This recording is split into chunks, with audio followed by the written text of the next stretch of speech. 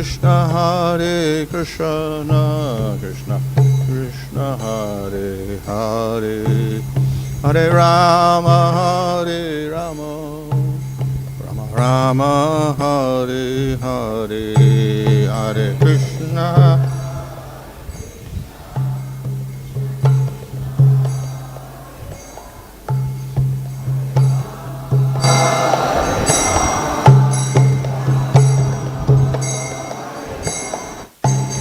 Jaya Prabhupada, Prabhupada, Prabhupada, Jaya Prabhupada, Jaya.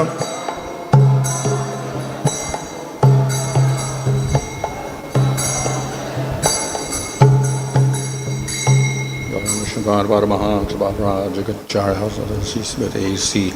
Bhaktivinoda Swami Srila Prabhupada Ki Jai. Go Premanandi. Om Namo Bhagavate Vasudevaya. Om Namo Bhagavate Vasudevaya. Om Namo Bhagavate Vasudevaya. Namo Om Vishnupadaya Krishna Vishtaya Bhutale Shrimate Bhaktivedanta Swami Niti Namini Namaste Saraswati Deve Gauravani Prachadane Nirvishesha Shunyavadi Paschatya Desha-kālārtha-yuktāni Sri Krishna Chaitanya Prabhu Nityananda Sri Advaita Gadadhar Srivasadi Gaur Bhaktivinoda Hare Krishna Krishna Krishna Hare Hare Hare Rama Rama Rama Hare Hare. Ready from Srimad Bhagavad Gita 1 chapter 15 verse 27. Deśa-kālārtha-yuktāni hṛt-tāpopaśamāni ca haranti smarataś cittaṁ govindābhihitāni me.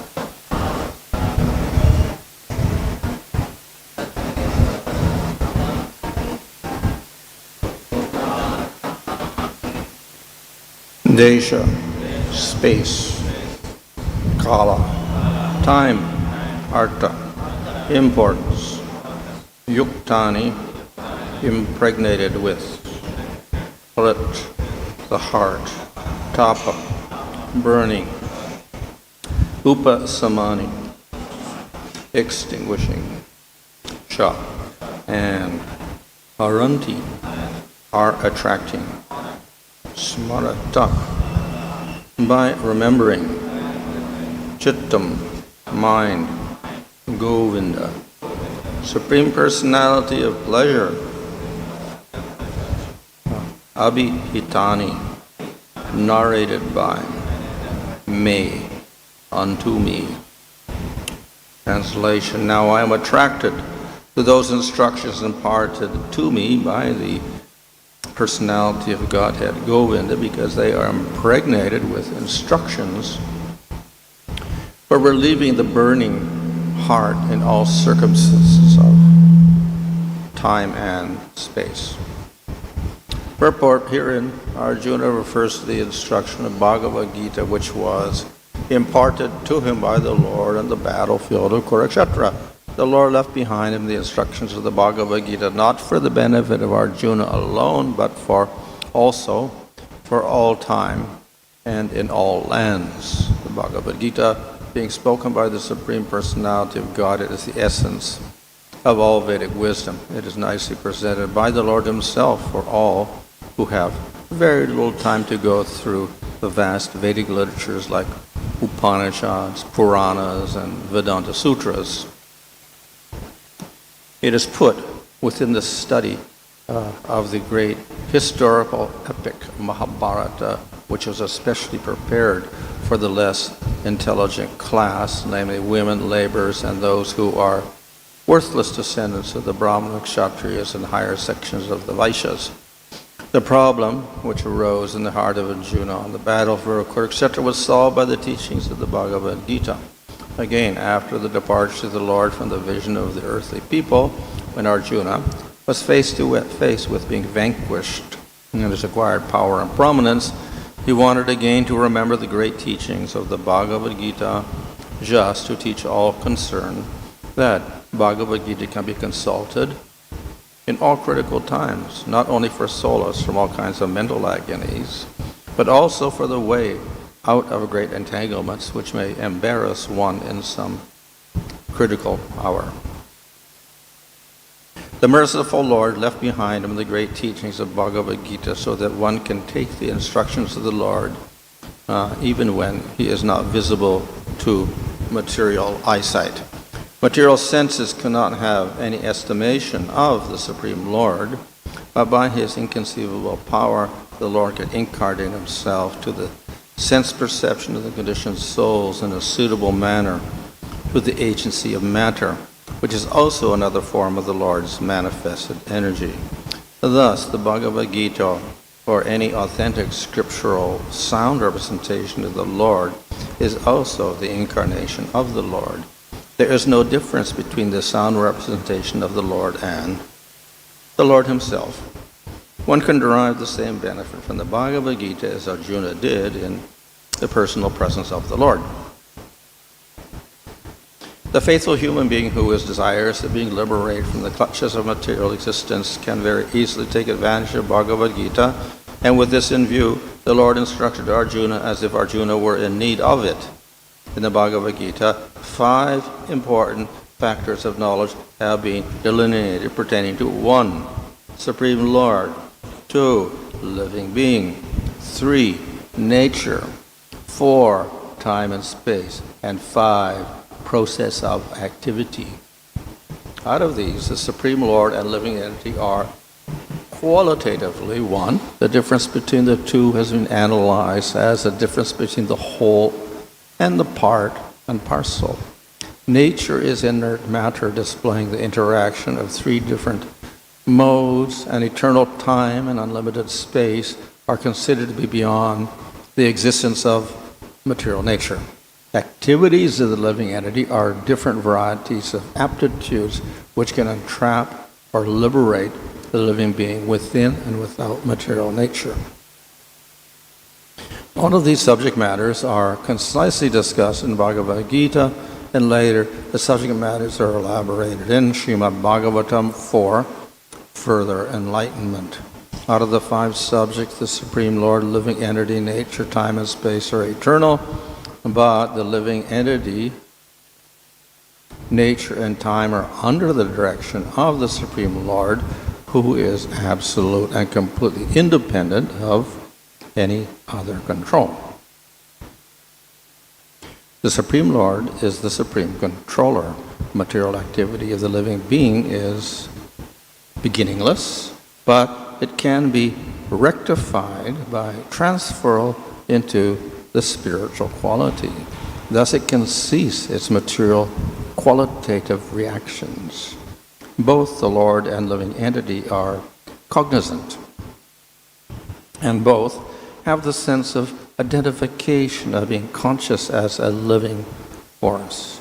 But the living being, under the condition of material nature, called mahatattva, misidentifies himself as being different from the Lord. The whole scheme of Vedic wisdom is targeted to the aim of eradicating such a misconception and thus liberating the living being from the illusion of material identification. When such an illusion is eradicated by knowledge and renunciation, the living beings are responsible actors and enjoyers also. The sense of enjoyment in the Lord is real, but such a sense of the living being is a sort of wishful desire only. This difference in consciousness is the distinction of the two identities, namely the Lord and the living being. Otherwise, there's no difference between the Lord and the living being. The living being is therefore eternally one and different simultaneously. The whole instruction of Bhagavad Gita stands on this principle. In the Bhagavad Gita, the Lord and the living beings are both described as sanatan or eternal, and the Lord's abode far beyond the material sky is also described as sanatan. The living being is invited to live in the sanatan existence of the Lord, and the process which can help a living being to approach the Lord, where the deliberate activity of the soul is exhibited, is called sanatan dharma. One cannot, however, reach the eternal abode of the Lord without being free from the misconception of material identification. And Bhagavad Gita gives us the clue how to achieve this stage of perfection. The process of being liberated from the misconception of material identification is called, in different stages, fruitive activity, empiric philosophy, and devotional service, up to transcendental realization. Just transcendental realization is made possible by dovetailing all the above items in relation with the Lord. Prescribed duties of the human being as directed in the Vedas can gradually purify the sinful mind of the conditioned soul and raise him to the stage of knowledge.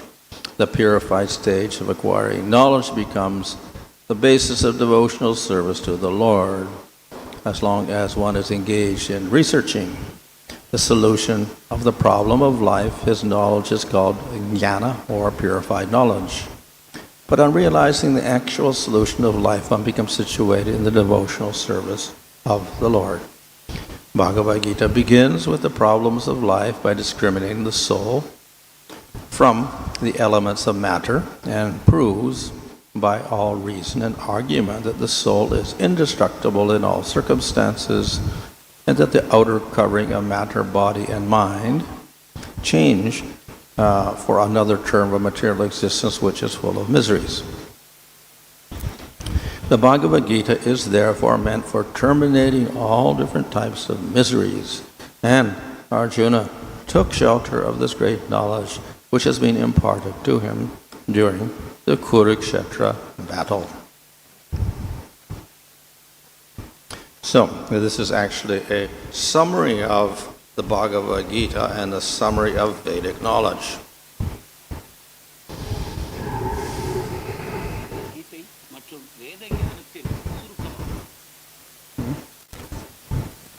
No. Hare Krishna. Devotees, can you hear me? Hare Krishna. Hare Krishna. Devotees, can you hear us? Hare Krishna. Yes, Am I Prabhu. audible, please? Yes, Prabhu. Yes, Prabhu. Continue. இது பகவத்கீதை மற்றும் வேத ஞானத்தின் சுருக்கமாகும். Yeah. So, in the introduction of Bhagavad Gita, Prabhupada calls the Bhagavad Gita Gita Upanishad. பகவத்கீதையின் அறிமுக பகுதியில் கீதையை கீத உபனிஷத் என்று சில பிரபுபாதர் குறிப்பிடுகிறார். Of course, we know that Bhagavad Gita is in the Mahabharata. Bhagavad Gita மகாபாரதத்தில் அமைந்திருக்கிறது. Mahabharata is called itihasa. It is not Upanishad. Mahabharatam இதிகாசம் என்று அழைக்கப்படும், அது உபனிஷத் அல்ல. Yeah. So Upanishads are part of the Vedas. They are called Shruti. உபனிஷத்துகள் வேதங்களின் அங்கங்களாகும், அவை ஸ்ருதி என்று அழைக்கப்படும். Now Shruti itself has different parts. ஸ்ருதியிலும் பல பகுதிகள் உள்ளன. In the Karma Kanda, we have descriptions of sacrifices, karma yoga, varnashrama, etc. கர்ம காண்டத்தில் கர்மயோகம், யஜ்ஞங்கள் செய்வது மற்றும் பலநோக்கு செயல்களை பற்றிய விளக்கங்கள் வருகின்றன. The Jnana Kanda consists of Upanishads. ஞானகாண்டம் உபனிஷத்துகளை உள்ளடக்கியது. And of the two sections, the Jnana Kanda is considered to be superior to the Karma Kanda. இவை இரண்டுக்குள் ஞானகாண்டம் உயர்ந்ததாக கருதப்படுகிறது. The goal of Karma Kanda is Svargaloka, and that is material. கர்ம காண்டத்தின் லட்சியமாகிய சொர்க்கலோகம் பௌதிகமானது. The Upanishads encourage the jiva to go for liberation, which is eternal. உபனிஷத்துகள் நித்தியமான முக்திக்கு ஆசைப்படுமாறு ஜீவன்களை வழிகாட்டுகிறது. So, Bhagavad Gita is called Upanishad, even though technically it's not part of Shruti, because it contains the essence of the Vedas, that is the section to try to get us out of the material world. எனவே பகவத்கீதை உண்மையில் ஸ்ருதி அல்ல. எனவே அதை ஒரு உபனிஷத் என்று கூற முடியாது என்றாலும் கூட வாழ்க்கையிலிருந்து விடுபட்டு நித்தியமான விடுதலையை பெறுவதற்கு வழிகாட்டும் காரணத்தினால் பகவத்கீதை உபனிஷத் என்று அழைக்கப்படுகிறது. Normally, of course, when we hear the word Upanishad and Jnana Kanda, we understand impersonal liberation. பொதுவாக உபனிஷத் அல்லது ஞான காண்டம் என்ற பதங்களை கேட்கும்பொழுது நாம் அருவ ஞானத்தை தான் புரிந்து கொள்கிறோம். However, within the Upanishads, there are impersonal Jnana Upanishads, there are Upanishads praising Shiva, and there are Upanishads praising Vishnu. ஆனால் உபனிஷத்துகளுக்குள்ளும் அருவ ஞானத்தை போதிக்கக்கூடிய உபனிஷத்துகள், சிவபெருமானை வழிபடும் உபனிஷத்துகள் மற்றும் விஷ்ணுவை வழிபடும் உபனிஷத்துகள் என்று பல வகைகள் உள்ளன. So among the Upanishads, some are propagating Jnana, others are propagating Bhakti. எனவே உபனிஷத்துக்களுக்குள் சில ஞானத்தையும் மற்றவை பக்தியையும் நமக்கு போதிக்கின்றன. So the Upanishads, of course, ultimately, if we take them all, then the conclusion is ultimately the same as Bhagavad Gita. அனைத்து உபனிஷத்துகளையும் சேர்த்து ஒரு பொதுவான பொருளை எடுத்துக்கொள்வோமானால் அவை பகவத்கீதையே ஆகும். Just as the Upanishads reject completely Karma Kanda, so Bhagavad Gita also rejects Karma Kanda. உபனிஷத்துகள் எவ்வாறு கர்ம காண்டத்தை நிராகரிக்கின்றனவோ அதே போலவே பகவத்கீதையும் நிராகரிக்கிறது. Of course, like the Vedas, Bhagavad Gita presents karma, jnana, astanga yoga, and bhakti. வேதங்களைப் போலவே பகவத்கீதையும் கர்மம், ஞானம், அஷ்டாங்க யோகம், பக்தி இவை அனைத்தையும் பற்றி பேசுகிறது. However, Bhagavad Gita is more concise than all the Vedas. ஆனால் பகவத்கீதை வேதங்கள் அனைத்தையும் விட மிக சுருக்கமான விளக்கமாக அமைகிறது. The Vedas are also only available to those who are dvija, twice born. வேதங்கள் த்விஜர்கள் அல்லது இருபிறப்பாளர்களுக்கு மட்டுமே கிடைக்கக்கூடியதாகும். Mahabharata and Bhagavad Gita are available for everyone. மகாபாரதமும் கீதையும் அனைவருக்கும் பொதுவானது, அனைவரும் படிக்கலாம். So, the Bhagavad Gita provides a, say, summary of the Vedic knowledge, but accessible to everybody. கீதை வேத ஞானத்தை ஒரு சுருக்கமான விதத்தில் தருகிறது, ஆனால் அனைவரும் புரிந்து கொள்ளும் விதத்தில் தருகிறது. And without any confusion, it also points out the conclusion. எந்த விதமான குழப்பமும் இல்லாமல் முடிவான தீர்மானத்தை நமக்கு தெளிவாக தருகிறது. And that conclusion is sarva-dharma parityaja mamekam sharanam vraja. அந்த தீர்மானமாவது சர்வதர்மான் பரித்யஜ்ய மாமேக்கம் சரணம் பிரஜ என்பதாகும். So in other words, the essence of Bhagavad Gita and consequently all the Vedas is surrender to Krishna.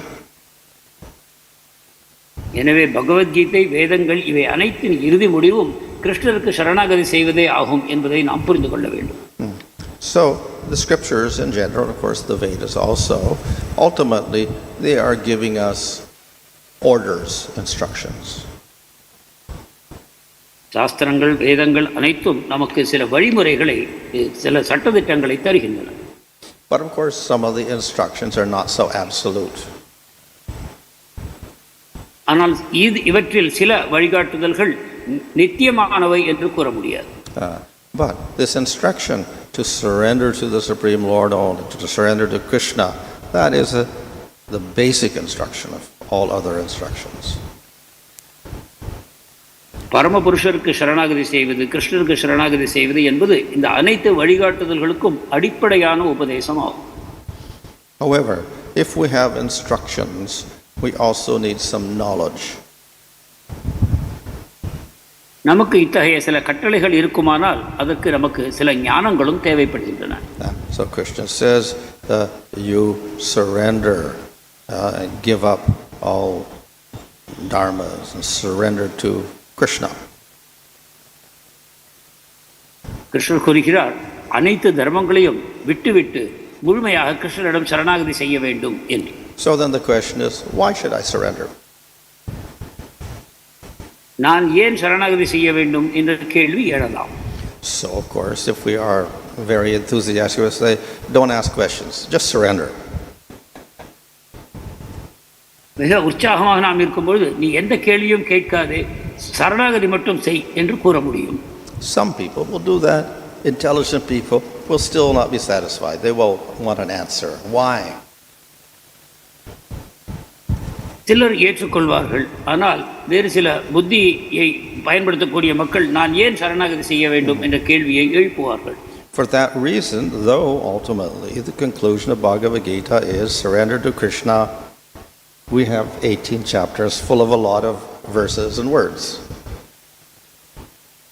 எனவே பகவத்கீதையின் இறுதி முடிவு சரணாகதி என்றாலும் கூட இந்த காரணத்தினால்தான் 18 அத்தியாயங்களும் அவற்றில் பல பல ஸ்லோகங்களும் நம்முடைய தெளிவுக்காக அமைந்திருக்கின்றன. So in other words, the 18 chapters of Bhagavad Gita are there to explain why we should surrender to Krishna. அதாவது பகவத்கீதையின் இந்த 18 அத்தியாயங்களும் நாம் ஏன் கிருஷ்ணருக்கு சரணாகதி செய்ய வேண்டும் என்பதை விளக்குவதற்காகவே உள்ளன. So here in this purport, Prabhupada mentions 5 subject matters discussed in the Bhagavad Gita. இந்த பொழிப்புரையில் பகவத்கீதையில் என்னென்ன விஷயங்கள் பேசப்படுகின்றன என்பவற்றை பிரபுபாதர் விளக்குகிறார். He also mentions these in the introduction to Bhagavad Gita. இந்த விஷயங்கள் பகவத்கீதையின் அறிமுக பகுதியிலும் நாம் காணலாம். We also see that Baladev Vidyabhusan also mentions these 5 factors at the beginning of Bhagavad Gita commentary. Baladev வித்யாபூஷணரும் தன்னுடைய பகவத்கீதை உரையின் தொடக்கத்திலேயே இந்த 5 விஷயங்களை பற்றியும் குறிப்பிடுகிறார். So, these are the subject matters of Bhagavad Gita, and by understanding these subjects, then we get the answer why we should surrender. கீதையின் இந்த 5 விஷயங்களையும் நாம் தெளிவாக புரிந்து கொள்வோமானால் ஏன் சரணாகதி செய்ய வேண்டும் என்பது நமக்கு விளங்கிவிடும். So, why surrender to Krishna? Why not surrender to somebody else? So, first we have to define Supreme Lord. Who is Krishna? கிருஷ்ணருக்கு ஏன் சரணாகதி செய்ய வேண்டும், நான் ஏன் வேறு யாருக்கோ செய்யக்கூடாது என்றால் அதற்கு பரம சத்தியம் என்ன என்பதை நாம் புரிந்து கொள்வதற்கு இது உதவுகிறது. So throughout the Bhagavad Gita we will have explanations. Supreme Lord is Krishna. Who is he? So he is the creator of everything. He is full of all knowledge. He is the controller of all living entities, etc. கீதையில் நாம் இந்த கிருஷ்ணர் பரமபுருஷ பகவான் என்று புரிந்து கொள்ளும் விதமாக பல வர்ணனைகள் கிடைக்கின்றன. அவரே அனைத்தையும் சிருஷ்டிப்பவர், அனைத்தையும் ரட்சிப்பவர், உயிர்வாழிகள் அனைவரையும் காப்பாற்றி செயல்படுத்த செய்பவர் என்னும் விதமாக அவரை பற்றிய வர்ணனைகள் நமக்கு கிடைக்கின்றன. So he is a conscious entity who has form, qualities and activities. அவர் உணர்வு உள்ள நபர், அவருக்கு வடிவங்கள் இருக்கின்றன, குணங்கள் இருக்கின்றன, செயல்பாடுகள் உள்ளன. And he's full of all wonderful qualities and no faults.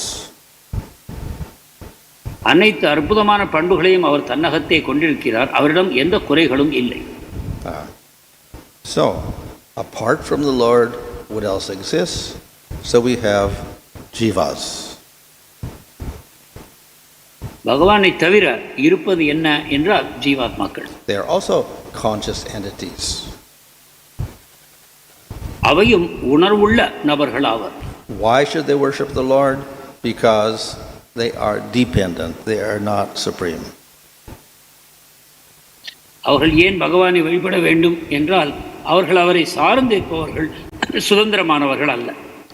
So therefore, Krishna says, surrender unto me, telling the jivas to surrender. So this is why, because the jivas are by nature dependent on the Lord. எனவே கிருஷ்ணர் ஜீவாத்மாக்களை என்னிடம் சரணாகதி செய்யுங்கள் என்று கூறுகிறார். ஏனென்றால் இயல்பாகவே ஜீவன்கள் பகவானை சார்ந்தே உள்ளன.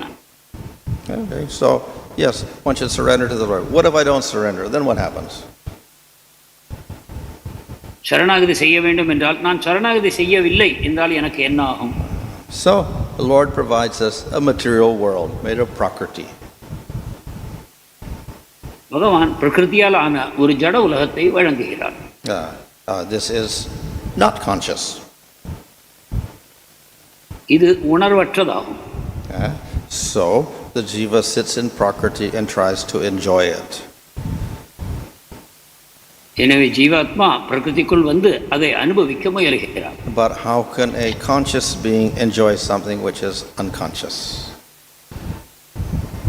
ஆனால் சுய உணர்வுள்ள ஒரு பொருள் உணர்வற்ற ஒன்றை எவ்வாறு அனுபவிக்க முடியும்?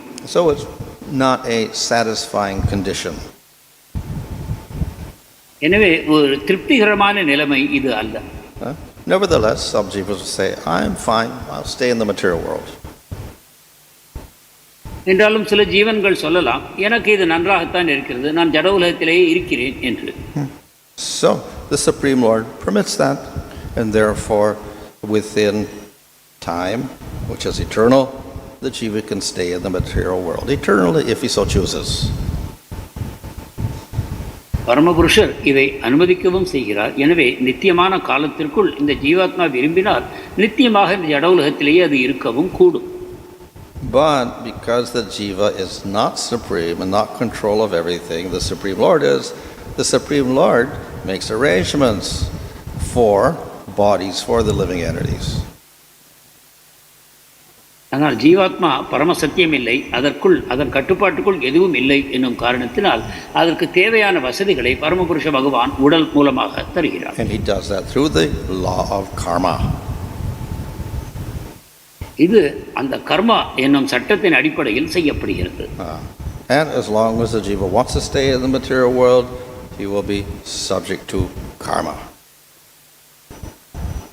ஜீவன் உலகத்தில் வாழ விரும்பும் வரைக்கும் அவர் கர்மாவின் சட்டங்களுக்கு உட்படுவார். If the jiva wants to get out of the material world, there's also a method. ஜீவன் ஜட உலகத்தை விட்டு விடுபட வேண்டும் என்று விரும்பினால் அதற்கும் ஒரு வழி உள்ளது. And that is his Krishna's instruction, surrender unto me. அதுவே பகவானுடைய உபதேசங்கள், என்னிடம் சரணாகதி செய் என்று. By surrendering to the Lord, then we destroy all the karma. பகவானுக்கு சரணாகதி செய்து கர்மாவை முழுமையாக அழிக்கிறோம். And then we are free from material world. அப்பொழுது ஜட உலகத்திலிருந்து நாம் விடுபடுவோம். So, Bhagavad Gita and the Vedic literatures in general have these 5 subject matters, and if we learn what these are, then we have good reason to surrender to the Supreme Lord. எனவே கீதை, வேத இலக்கியங்கள் இரண்டிலும் இந்த 5 விஷயங்களே பேசப்படுகின்றன. இவற்றை நாம் சரியாக புரிந்து கொள்வோமானால் சுலபமாக கிருஷ்ணரிடம் நாம் சரணாகதி செய்து விடுவோம். When we have good reason to surrender, then we can carry out this act of surrender with very strong faith. சரணாகதி செய்வதற்கான காரணங்களை நாம் நன்றாக புரிந்து கொள்வோமானால் முழு நம்பிக்கையோடு திறன்பட நாம் இந்த சரணாகதி வழிமுறையை செய்ய முடியும். And thus, the Bhagavad Gita has a very important function for us. இவ்விதமாக பகவத்கீதை படிப்பது நமக்கு ஒரு முக்கியமான செயல்பாடாகும். It tells us how to solve all the problems in life. கீதை வாழ்க்கையின் அனைத்து பிரச்சனைகளையும் தீர்ப்பது எப்படி என்று விளக்குகிறது. But it also supplies good reasons for doing so. மேலும் கீதை அந்த செயல்களை செய்வதற்கான நல்ல காரணங்களையும் நமக்கு தருகிறது. So therefore, we perform bhakti, not on blind faith, but faith based on knowledge. எனவே குருட்டு நம்பிக்கையோடு நாம் பக்தி செய்வதில்லை, மாறாக முழு ஞானத்தின் அடிப்படையில் பக்தியை செய்கிறோம். Hare Krishna.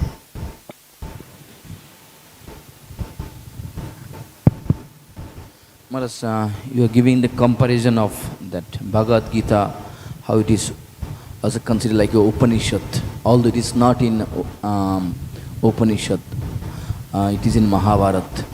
So my question is that, see, in the Bhagavad Gita, Krishna gives the conclusion like surrendering unto Krishna, him, means which is bhakti. Is there any like that conclusion in the Upanishad that, that also surrender, one have to surrender to Krishna, like that? கீதை உபனிஷத் அல்ல என்றாலும் உபனிஷத்தாக கருதப்படுகிறது என்று கூறினீர்கள். கீதையின் இறுதியில் பகவான் தெளிவாக என்னிடம் சரணாகதி செய்ய வேண்டும் என்று நமக்கு உபதேசிக்கிறார். இந்த விதமாக வேறு ஏதாவது Upanishad உபதேசிக்கிறதா? Our acharyas usually refer to Gopal Tapani Upanishad. நம்முடைய ஆச்சாரியர்கள் பொதுவாக கோபால் தாப்பனி உபனிஷத்தை மேற்கோள் காட்டுகிறார்கள். So many of our acharyas have written commentary on that Upanishad. நம்முடைய பல ஆச்சாரியர்கள் இந்த உபனிஷத்தின் மேல் உரை எழுதி இருக்கிறார்கள். The followers of Ramanuja will often quote Mahanarayana Upanishad. ராமானுஜருடைய வழித்தோன்றல்கள் மகாநாராயண உபனிஷத்தை மேற்கோள் காட்டுவார். Another question is that, see, in Srimad Bhagavatam, first canto, I think, second chapter, there is a shloka is called Yaswana Babam Okula Shruti Saramekam. So, mention that, this Bhagavatam is like a essence of all the Shruti. So does it mean also common like a Upanishad? Bhagavatam also can be considered as like a Upanishad because Upanishad is Shruti. Bhagavatam ஸ்ருதிகளின் சாரம் என்று பாகவதத்தின் 2வது அத்தியாயத்திலேயே வருகிறது. எனவே பாகவதத்தையும் ஒரு ஸ்ருதி அல்லது உபனிஷத்தாக கருதலாமா? Now we can call Bhagavatam as Shruti also because it is the essence of the Shruti, and of course it's even superior because it is the final word of Vedavyas. Bhagavatam ஸ்ருதி என்றும் கருதலாம், ஏனென்றால் அது வேதங்களின் சாரத்தை தனக்குள்ளே கொண்டிருக்கிறது. இன்னும் சொல்ல போனால் அதைவிட உயர்ந்ததாகவும் கருதலாம், ஏனென்றால் வேதவியாசர் முழுமையான அறிவை இதில் நமக்கு தருகிறார். Of course, it's also classed as Purana. இது ஒரு புராணமாகவும் வகைப்படுத்தப்படுகிறது. Which is distinct from Shruti because it is Smriti. புராணம் என்பது ஸ்மிருதி என்னும் விதத்தில் ஸ்ருதியிலிருந்து முழுமையாக மாறுபடுகிறது. Like Mahabharata, Puranas do not require qualification of birth or anything. மகாபாரதத்தை போலவே புராணங்களை படிப்பதற்கும் பிறப்பு போன்ற தகுதிகள் தேவையில்லை.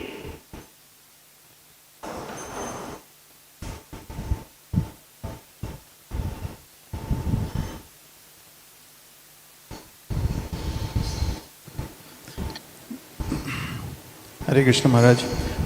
Maharaj, very small question. In the beginning of the lecture, Maharaj, you pointed out that Karma Yoga is included within Karma Kanda section. Usually we tend to distinguish Karma Kanda and Karma Yoga, but you said both of them are included. Is it because the goal is to reach heavenly planets? The goal is to?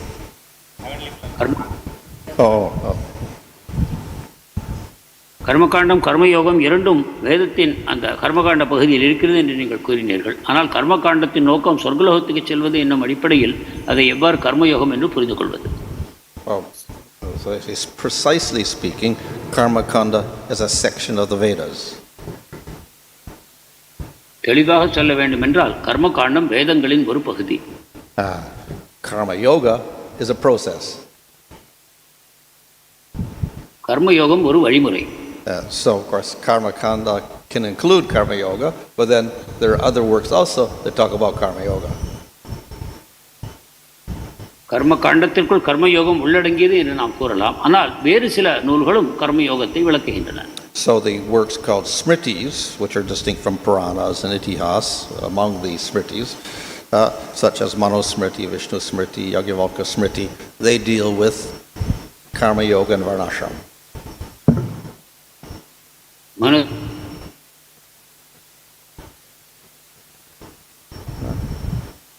What happened? Hare Krishna, Kalanidhi Prabhu, we are not able to hear you.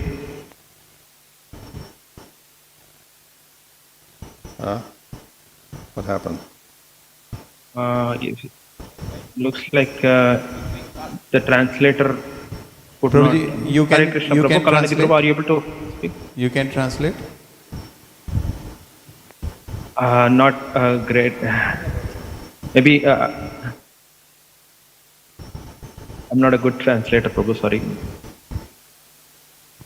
ஸ்மிருதிகளான Manusmriti இந்த மாதிரி எல்லா ஸ்மிருதிகளும் வந்து கர்மயோகத்தை பற்றி தான் பேசுது. Yeah. So, of course, both, or we can say, have a material goal. நம்ம சொல்லலாம் இந்த ரெண்டுமே வந்து பௌதிகளுக்கு தான் அடிப்படையாக வச்சிருக்குது. Based on the Karma Kanda, we have a philosophy also, Karma Mimamsa philosophy of Jaimini, which is materialistic. இந்த கர்மயோகத்தை அடிப்படையாக வச்சு தான் வந்து கர்ம மீமாம்சா தத்துவம் இருக்குது. இது வந்து முழுவதும் வந்து பௌதிகமானது. So the Smriti Shastras, of course, are not necessarily the same as Jaimini's Karma Mimamsa philosophy, but again, the goal is artha, dharma, kama. Smriti சாஸ்திரங்கள்லாம் வந்து இந்த ஜெய்மினி தத்துவத்தை மாதிரி இல்லாட்டியும் கூட அதனுடைய தத்துவம் வந்து பார்த்திங்கன்னா அர்த்த தர்ம காமம் தான் இருக்குது. And Maharaj, you also mentioned that Upanishads, some of them highlight Lord Shiva. What's that? Upanishads, they talk about Lord Shiva and impersonalism and Krishna. So in that case, they're not, so one inspires worship of the Lord and one is taking us towards impersonalism, but those which are talking about Lord Shiva, it is none of the above. It will neither lead to impersonal liberation nor it will take to worship of the Lord.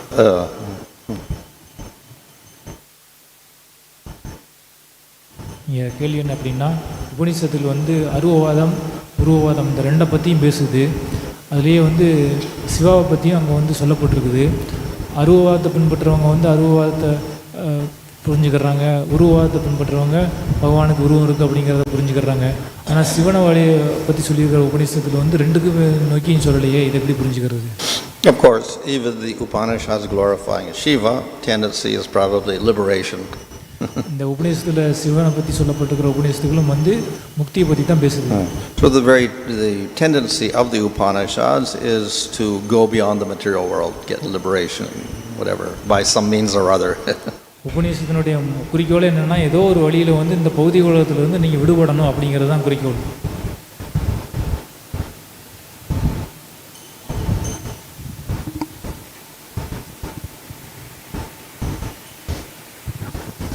Hare Krishna Maharaj.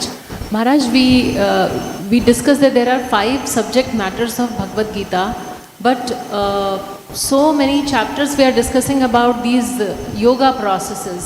So under which category of the 5 does these yoga processes fit in?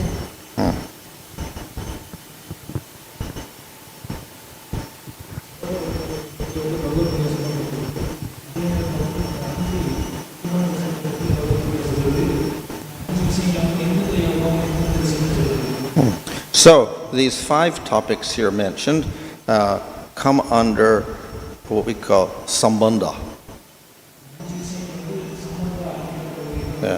To define what is real in order that we can come to some conclusion about what is our goal and what is our process.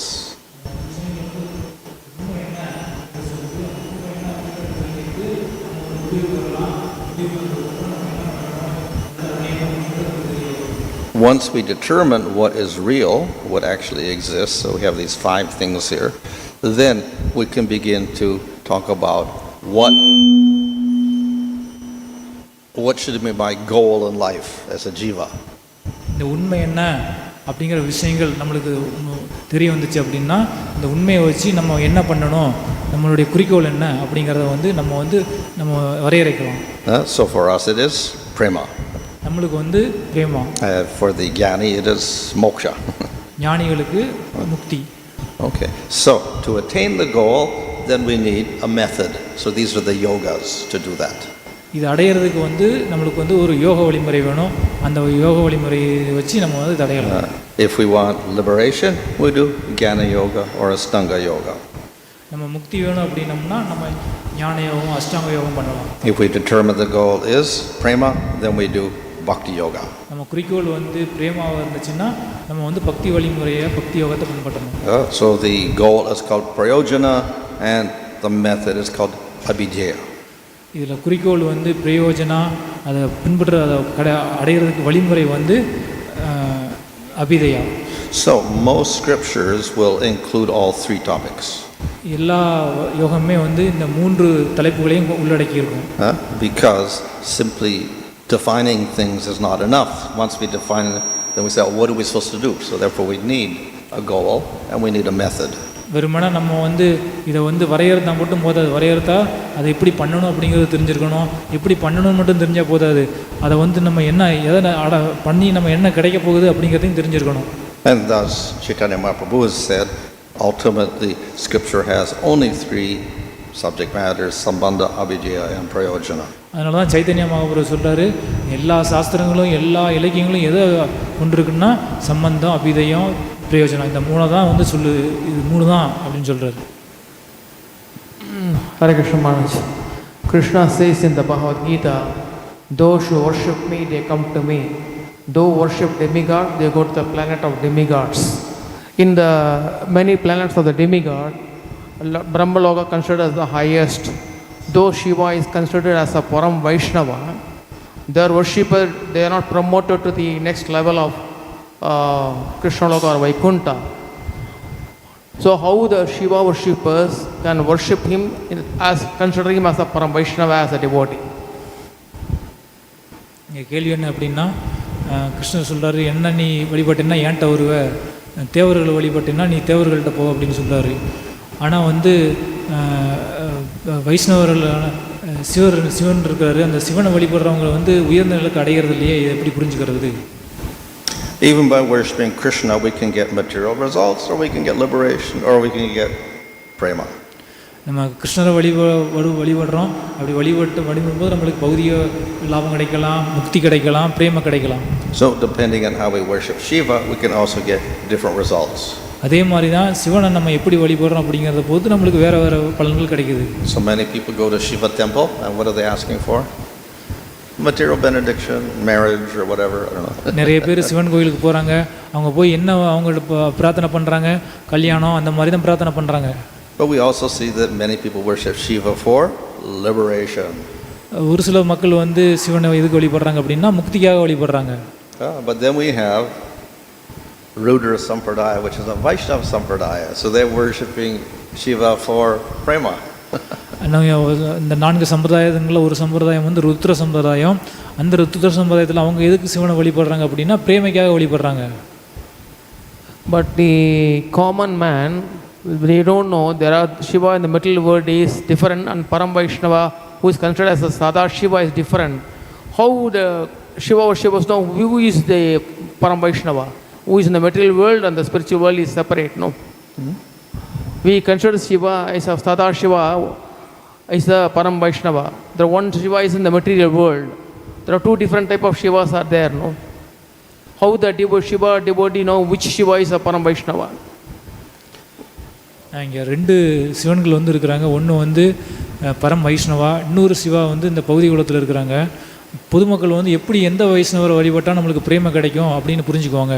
But Shiva is generally a form of Vishnu who manifests less powers than Vishnu. இங்கே வந்து பொதுவாக சிவன் அப்படின்னா யார் அப்படின்னா அவர் வந்து பகவானுடைய ஒரு விரிவங்கம். அவர் வந்து குறைந்த அளவு வந்து சக்திகளை வெளிப்படுத்துகிறார், குணங்களை வெளிப்படுத்துகிறார். But at the same time, he is also acting as servant of Vishnu. அதே நேரத்திலேயே அந்த சிவன் வந்து எப்படி செயல்படுறார் அப்படின்னா பகவானுடைய சேவகன் மாதிரியும் செயல்படுறார். Just as we see sometimes Balaram acting as servant of Krishna. இது இன்னொரு உதாரணம் எப்படி சொல்லணும்னா பலராமரும் வந்து ஒரு சில நேரம் வந்து பகவானுடைய சேவகன் மாதிரி செயல்படுறார். So, depending on how you approach Shiva, then you may get different results. நீங்கள் வந்து சிவனை எப்படி நீங்கள் அணுகுறீங்களோ அதை பொறுத்து உங்களுக்கு பலன் வேறு வேறு கிடைக்கும்.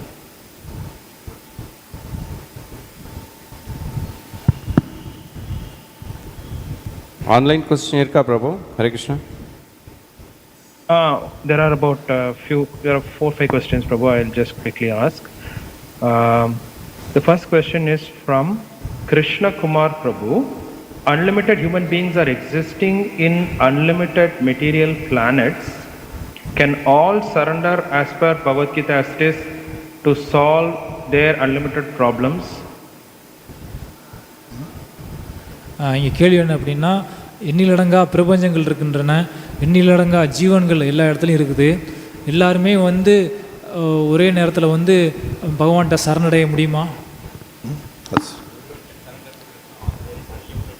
But all the living beings across all the planets can surrender. Yeah, so there are unlimited universes, and in those universes there's always human beings as jivas, and there's always scripture. இங்கே எண்ணிலடங்கா பிரபஞ்சங்கள் இருக்கின்றன, எண்ணிலடங்கா மக்கள் அங்கே இருக்கிறாங்க, ஜீவன்கள் இருக்கிறாங்க, அங்கே எண்ணிலடங்கா சாஸ்திரங்களும் இருக்குது. Yeah. So the Lord appears within all of the different universes and he propagates at certain times Bhagavad Gita, etc. பகவானும் வந்து எல்லா பிரபஞ்சங்களையும் ஒரு நேரத்தில் வருவார், வந்து அங்கேயும் பகவத்கீதையினுடைய உபதேசங்களை வந்து சொல்லுவார். Thank you, Maharaj. The next question from VSN Murthy Prabhu. How to distinguish seva from karma? எப்படி வந்து நம்ம வந்து சேவைக்கும் கர்மாவுக்கும் உள்ள வித்தியாசத்தை புரிஞ்சுக்கிறது? Yeah. Well, both are action, but seva means we do actions to please the Supreme Lord. ரெண்டுமே செயல்பாடு தான். அந்த செயல்பாடுகளை வந்து சேவா அப்படிங்கிறது வந்து பகவானை திருப்திப்படுத்துறதுக்காக பண்ணுறது. So, the seva, though it's an action, does not produce karma, rather it destroys all karmas. இந்த சேவா வந்து அப்படி செயல்படும் போது அங்கே வந்து கர்மா உருவாகுது, கர்மா உருவாகிறதுக்கு பதிலாக கர்மா அழிக்கப்படும். Other actions not for pleasing the Lord, they will create karma more and more, and destroy nothing, they'll create more karma. பகவானை திருப்திப்படுத்தாமல் இல்லாமல் இருக்கிற மற்ற செயல்கள் எல்லாமே வந்து கர்மாவை உண்டு பண்ணும். கர்மாவை உண்டு பண்ணணும் மட்டும் இல்லாமல் அது வந்து கர்மாவை அழிக்கவும் செய்யாது. Thank you, Maharaj. Next question is from Anila Devi Kollipara Mataji. This is on the form of the Lord. What is the significance of Tribhanga form of the Lord, Krishna? இங்கே கிருஷ்ணருடைய திரிபங்க உருவம் அதனுடைய சிறப்பம்சம் என்ன? Difference? The significance of threefold bending form of Krishna. Oh, of course, actually the Tribhanga form actually is a famous pose which is in the Silpi Shastras. When they make the form of not only Krishna, other deities, the Tribhanga is considered to be one of the graceful forms. இந்த சாஸ்திரங்கள் வந்து சொல்லப்பட்டிருக்குது. இந்த திரிபங்க உருவம் வந்து கிருஷ்ணருக்கு மட்டும் இல்லை, எல்லா உருவங்களுக்குமே வந்து இது வந்து ஒரு கருணையான வடிவம் அந்த வகையில் வந்து சொல்லப்படுது. அதனால தான் சாஸ்திரங்கள் நிறைய இடத்துல சொல்லப்படுது. So this is the usual standing form of the Lord. இந்த வகையில் தான் பொதுவாக வந்து பகவான் வந்து நின்றுக்கிட்டு இருப்பார். There are forms of the Lord sitting or lying down also. பகவான் உட்காந்துக்கிட்டு இருக்கிற மாதிரி இருக்குது, படுத்துக்கிட்டு இருக்கிற மாதிரி இருக்குது, அந்த மாதிரி உருவங்களும் இருக்குது. Thank you, Maharaj. There is one more question, the last question. This is in Tamil from Bala Mukunda Prabhu. I'll read out. Prabhu, you can translate. Hare Krishna Maharaj, நேற்று நடந்த பாகவத வகுப்பில் கிருஷ்ண மறைவு மற்றும் யது மக்களின் மறைவு இது எல்லாவற்றுக்கும் ஏற்கனவே பகவான் திட்டம் போல் செயல்படுகிறது என்று கதையில் இருந்து பக்தர்கள் என்று கூறினீர்கள். இந்த கதையிலிருந்து பக்தர்கள் என்ன புரிந்து கொள்ள வேண்டும்? இது போன்ற லீலைகளில் நாம் பங்கேற்க முடியுமா? எப்பொழுது? In yesterday class you said that disappearance of Krishna and disappearance of Yadus are according to plan of Supreme Lord. So in this case will we able to participate in that pastimes, or how to understand that that description with respect to devotee? What we have to understand from what, that disappearance? Disappearance of Krishna and devotees? Oh, for us we understand Whether that normal devotees can also participate. Sorry, Maharaj. Whether the normal devotees can also participate. In case we can participate, how to qualify, kind of. So these disappearance pastimes are only a way for the Lord to disappear from the material world. But ultimately, Lord is eternal and devotees are eternal. இந்த பகவான் இந்த உலகத்திலிருந்து விடுபடுற அந்த லீலை, பக்தர்கள் விடுபடுற லீலை, இது எல்லாமே வந்து ஒரு பகவான் இந்த உலகத்திலிருந்து விடுபடணும் அப்படிங்கிறதுக்காக நடக்கக்கூடியது. பகவான் வந்து எப்போவுமே இருக்கிறாரு. So the disappearance pastimes are not really significant for the devotee at all. அதனால் வந்து பக்தரை பொறுத்தவரையிலையும் பகவான் எப்படி மறைகிறாரு அதெல்லாம் வந்து ரொம்ப முக்கியத்துவம் கிடையாது. அவர் எப்போவுமே இருக்காரு. They are like you have a drama and you have the drama and then they finish the drama and then the actors walk off and there's normal people. So it's just like something there for people to see, that's all. They don't take it as actual. ஒருத்தர் வந்து நாடகம் நடிக்கிறாரு, அந்த நாடகம் நடிக்கும்போது வந்து அவர் அந்த நாடகத்தில் வந்து ஒரு லீலைகள் பண்ணுறாரு, ஒரு சில செயல்களை பண்ணுறாரு, அது பண்ணி முடிச்சுட்டு அவர் பாட்டில் எல்லாத்தையும் கழட்டி போட்டு நடந்து போகிறாரு. அந்த மாதிரி தான் பகவான் இந்த மாதிரி உலகத்துக்கு வந்துட்டு போகிறது.